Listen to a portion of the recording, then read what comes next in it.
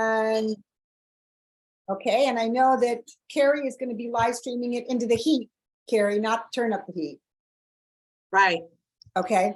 And so for all of you that are listening, we're logging into the Facebook group to get started. But before we do, I just wanted to let you know that this series of calls are really great because I know that some of you are watching it after the fact by YouTube, or you're watching it on boards because I'm putting it there, or you're watching it on Facebook. So we've got lots of places to easily find it. And I just want to tell you right up front, the next 2 weeks, November 13th and the 20th, I believe. Today's the 7th, right? So the 13th and the 20th, those 2 weeks we're going to be devoting to inviting, how to invite, what to say, how to put your list together. So I'm letting you know ahead of time so that you can invite your people that are like nervous about it. What do I say? How do I invite people to watch something? So that's what we're going to be doing for the next 2 Mondays in November. And with that said, tonight we're going to, I think, wrapping up our Ditch the Pitch and our story brand teaching. And we're going to have great teachers tonight with Michelle. And I'm going to spotlight you, Michelle. Got it. Well, hi there. And I'm going to spotlight Ashley at the same time. I don't know who's going first, but I can see both your lovely faces. So we're good. Right. Wonderful. Well, Ashley and I are super excited to share with you tonight. I'm going to start with Story Brand because I think then what I have or what she has with Ditch the Pitch will feed into all sorts of wonderful things that we can do. So Story Brand, we were focusing on chapter 9. That was like the last one. And chapter 9 is that helps them avoid failure. So that's to the point where when we're in our stories, like when you think of a story or any movie, there's a success or a tragedy. Can we escape something bad or can we experience something good? And that's the place where we want to get our prospects to help them, guide them to them finding that right choice. So what's at stake for the hero, so to speak? And that's our prospect is our hero, because we want them to figure out how this will work to benefit them. We've had conversations with them. We've learned a little bit more. We've learned what their challenge possibly is, and we're heading towards that solution that we want them to figure out. So there's something at stake. So if there are no stakes, there really is no story. So we want to work through that and help find them and really solidify that. I loved how when he talked about thinking like these big name brand places, and then when they talked about what was the problem that people would have, because it really helped them find a solution. And I'm thinking back to a time when I was coaching with Nikki, and it was on accountability and trying to get me to do like more on my DMO and just up that level. And I wanted to talk to a specific amount of people each week. And I was having a little bit of a challenge reaching that. And I remember her saying that, well, and running is very important to me. I love to run. It's super important. And I remember her telling me that, well, if you don't get those calls in, let's have it that you don't run. And I kind of went, you can't take a May running. That's good for me. We can't, that's just not going to work. But that was the thing that kind of set that fear in me of, wow, I won't be able to run if I don't call these people. So it was kind of a huge thing. And that popped in my head as I was going over this and trying to figure out what we were talking about and trying to help our customers avoid something. So I was trying to avoid procrastination and not getting my work done. And I wanted to make sure that I connected with those people, because what is it going to do? It's going to help them in so many different ways. And that's what popped in my head. I thought it was kind of funny. So with that, at the end, he kind of talked of the chapter, he talked about brainstorming negative consequences that you are helping your customers avoid, and what helps them avoid that failure.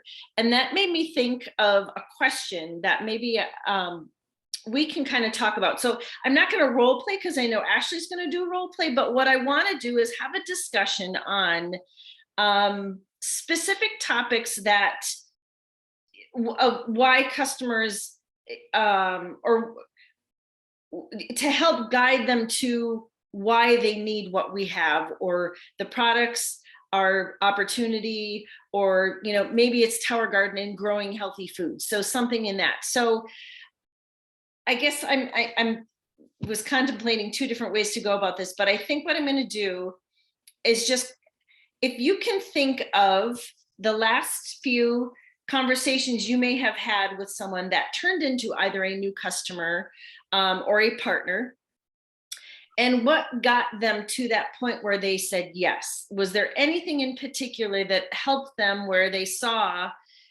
if I do this, I'm going to, and I say yes, this can happen.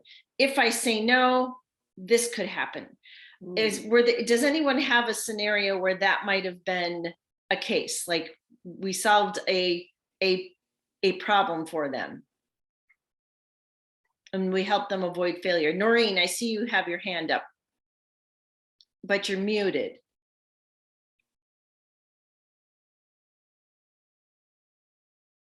She's working on it.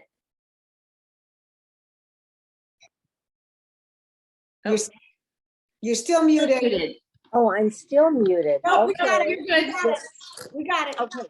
The We can- last girl that I spoke with, it was about not being sick, building her immunity. So it was that what could happen, the kind of the bad that could happen of being sick more often, in comparison to being on the Juice Plus, it helps build your immunity.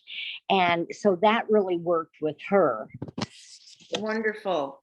And what started the very beginning of that conversation with her? How did you even start that conversation at the very beginning? She has asthma and got sick, and she was really worried about the asthma going into her lungs with a pneumonia. And I said, one of the things that can happen when your body is not full of the antioxidants that help fight these off is that it can develop more serious illnesses. Nice thing about the Juice Plus, it helps build your immune system and keeps you strong so that you're able to fight those things off. And she's a nurse too, and it totally clicked to her. Awesome. That made sense to her. So you guided her towards what that solution is for her by something that can help support a healthy immune system and can help that function.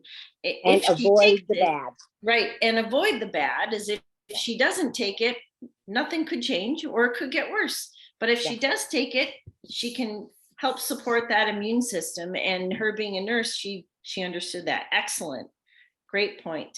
So does anyone else have one that relates to a partner that signed on soon?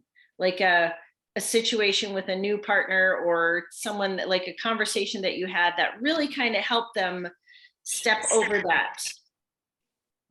I have one, Michelle. It's been a little while, but this one was such an obvious one for me. And it was someone who was doing okay. I mean, she could pay all her bills, things were okay, but it turned out one of her kids really needed a tutor, and that wasn't in their budget. And it was about $500 a month.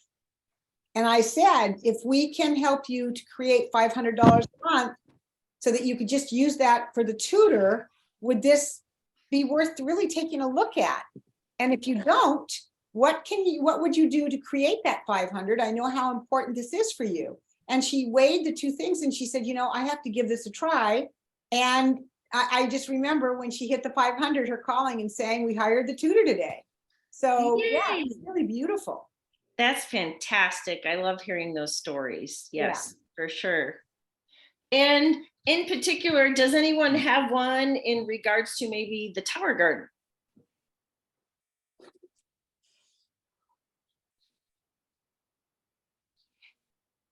I can speak to the Tower Garden. I feel like the price objection on the Tower Garden is such an easy one for me to match, because I actually did my own study last year or a couple of years ago of how much I was going to spend on the 22 plants that I had eaten off my tower if I had gone to the store. And I'm like, so you know, the initial outlay may look expensive, but compared to what you are buying at the store, trust me, if you go to the store tomorrow and price this out, I guarantee you're spending more than $80 a month. And that has been something that has really stopped some people in their tracks. It's just numbers. It's just pure nuts and bolts and mechanics. And it doesn't feel like there's much magic to it. It's just kind of leading them to the fact that it really is a cost savings in the long run. So absolutely. And I've had one similar too. And it was someone in particular that just saw the big ticket price of the Tower Garden, but then it's like, well, but you can pay monthly. It's interest free for 12 months. Why not do that? And then what you're paying in that, you'd be paying in produce. Why not grow your own? It's super healthy. Like all those wonderful solutions that we have for that to help guide them towards that. And come up with those answers for sure. And then after a year, it's like free produce. It's like money back in your pocket, definitely. And it is interesting. Then, like you said, then they start to see, oh yeah, I guess that does make sense of looking at the real power and the benefit of what it has and what it does, for sure. And one last one, I'm just going to throw out in general, what could be some conversations or things like to help someone see where they could succeed when they say they don't have time to work on when they're a partner and they sign up? Let's say it was someone who wanted to work towards that $500, but life gets in the way. What are some things that we could help guide them towards success of seeing? Or I guess in particular, I'm thinking of maybe what are some questions we might be able to ask them to break it down, to help them find a solution to see if they could find the time. Just a brainstorm, even some things, just random things. Asking them, is there anything, are there any minutes in your week right now that are non-productive time? Is there anything like, do you get scrolling on Facebook? Do you get lost in Netflix? Is there anything like that that is at this point non-productive at any point in your week? Great question. Absolutely. Because everybody's answer is yes. For social media, right? In some way, shape, or form, absolutely. You just reminded me, I was on Stacey Turner's DMO call today, and they talked about, she had talked about if you want this, we want to say yes to this. What is it that we could give up to compensate for that? And it doesn't have to be anything big, like you just said. It could be, or even product wise, hey, let's give up soda. We're not going to buy any soda or anything else in order to be able to afford this in our budget, like our Juice Plus or adding in the shakes or adding in the omegas versus, I don't have time. I can't squeeze it into, well, what's something that's not really a value that you could cut down the time or give up the time to put into to make that happen. Any other? I think it's also really good, Michelle, if we ask them, like, remind me again, whether it's a customer or a partner, like getting them to say, like, yeah, I want to, this is where I want to go, or this is how much I'd like to make. And then being able to, talk through stolen moments, like Kirsten was talking about, that we all have stolen moments throughout the day, lunch hours and whatever, some quiet time. So, but I think asking them to remind me of their why, why they got them excited. When they're saying it, it just makes, and then they're like, oh yeah, Absolutely. Coming back to what they really wanted and their why. Absolutely. That's that was their part of their story and them fixing the problem and finding that solution. Well, with that, I think those are some great ideas and you guys came up with some wonderful things. But with that, I think I'm going to turn it over to Ashley now. And she's going to talk about Ditch the Pitch Habit 6, which feeds into some role playing we can do. And she's got all sorts of fun planned. Thank you so much. That was wonderful. Yes, Ditch the Pitch Habit number 6. So it's don't rush the story. And I love this book because we talked about it before on calls. The more that you say things over and over and over, it's going to eventually click. And I feel like going through Ditch the Pitch and Story Brand, they keep saying similar things, the big picture, the big idea over and over and over. So my first question to this beautiful group is, what do you think of when you hear that phrase, don't rush the story? Ask more questions is the first thing that comes to mind for me. Yes. Anyone Actively else? listen. Actively listen. What would you break that down a little bit more, Carrie?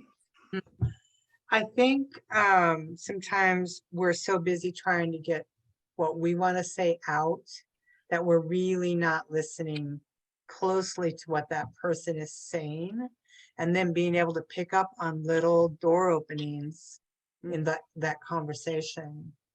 So very true. I don't know how many times I'm already answering them or starting to head down a road, which, as we've read through this book, you might not know if that's the road or the door that's going to be the best suited, because you haven't asked enough questions. You haven't maybe got to their pain point or the reason why it would make so much sense. So I loved the phrase. Yeah.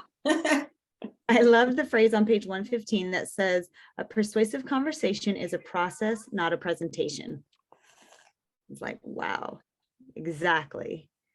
It's a process, not a presentation. So there was kind of 3 little bullet points that I want to go through. And then I want to end with a improv kind of situation. But he talked about, don't load the slingshot. Like, I love all these, word pictures that'll kind of help you remember. Don't load the slingshot, which is you're kind of have all these big rock ideas that you keep kind of throwing out. Leave things in your pocket, which is, you don't have to say everything in the first conversation, and create callbacks, which is beautiful. And Nikki, you're so good at this, and how you train on it is in your notes. When you meet someone, you write their name, you write prospect, and you write something about them. So they say that if you're talking to someone and maybe you meet them for the first time, or even a friend, and you ask them, how's your dog? Last time we were talking, you had mentioned your dog had to go to the vet, or how's your daughter doing in school? Anything that they've told you that you can call back and remind them of, you have just built so much trust and put so much money in the bank.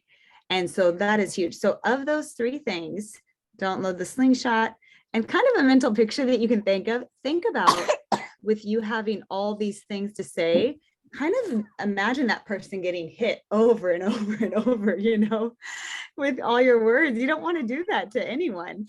So don't load the slingshot, leave things in your pocket, or create callbacks. Of those 3 things, can anybody sit here and say, I feel like I've done pretty good in this area, I've grown in this area, or, oh man, I need a lot of growth in this particular area? Pro or con, would you pipe in and kind of share? I think go on. Well, just one sentence. I think I go back and forth. Go on, Kirsten. Yeah, I go back and forth, and I had a win today where I'm working with someone on Juice Plus for a wellness coordinator. She's super interested in Tower Garden. And I said, I am so excited about Tower Garden too. And I really want to do the Juice Plus thing justice and not get too scattered. So could we schedule a meeting next week to talk about Tower Garden? I want to just really get this wrapped up today. And I was proud of myself, because it's so hard for me to, when somebody else is excited, to it felt like putting a lid on it, but it really wasn't. It was like, I want to do it justice. Let's talk again next week. So today was a win. Yay. I love that. I actually just had a win with a team member who has left and come back. In our conversation, when she was so excited and wanted to jump in again, I said, hey, before we move forward, let's sit and talk. And with the help of Nikki and Kristen jumped in there, ask some questions. I asked her some questions. You've come and you've left and life happens and I get it and it totally is. But moving forward, and we just kind of talked through some different scenarios and she was so grateful. And she said, this is what I need you and Juice Plus in my life. Like I need to move forward. I need growth in these things. And so and I was even telling my mom, I said, I was so proud of my posture because I wasn't like, yes, come back. Come on, let's, I didn't have that urgency. I had that more like, yes, this would be great, but how can I best serve you and help you? That's just such a beautiful thing is people know that we are for them and want them to succeed. That's how your team of business grows, that servant-hearted leader. So did anyone else want to say anything about the slingshot, pocket, or callback? Does anyone feel like they're good about the callbacks, repeating back things that they've heard about? Well, it's not that I am very good at that, but I did like the assimile because I have trouble remembering what they say. And when he had mentioned to have it like a room and that like you go into the children's play box and get the Swiss chart. And I thought that's a great way to the conversations that I'm having to assimilate it with different areas in the house. And so I'm going to try that because I tend to use the slingshot, loading up, and oh, you got to have this. But I need to keep those pieces of paper in my pocket and just put them out as needed and remember so that I can call things back. Beautiful. That's great. So I would love to improv volunteers. And I feel like we've done this before on calls, but again, they really want to hammer in the idea of 2 ears, 1 mouth. Listen more, talk less, ask more questions. I'd love for the first 2, and it can even be the same people, to have a loaded slingshot. 1 Juice Plus team member and the other one being a prospect. This is kind of our role play this evening.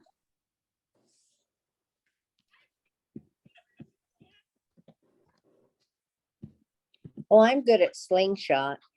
Mommy. Okay. Thank you, Nikki. We'll just do this one little improv. So, so Noreen, let's have you and Carrie. Mommy. And we need to do this, talking about improv skills, like super, super quick. So we can get, Okay. because it's time to wrap up. Yeah. Sorry for I'll be the customer. Noreen, you can be the partner. I'm the partner. Okay.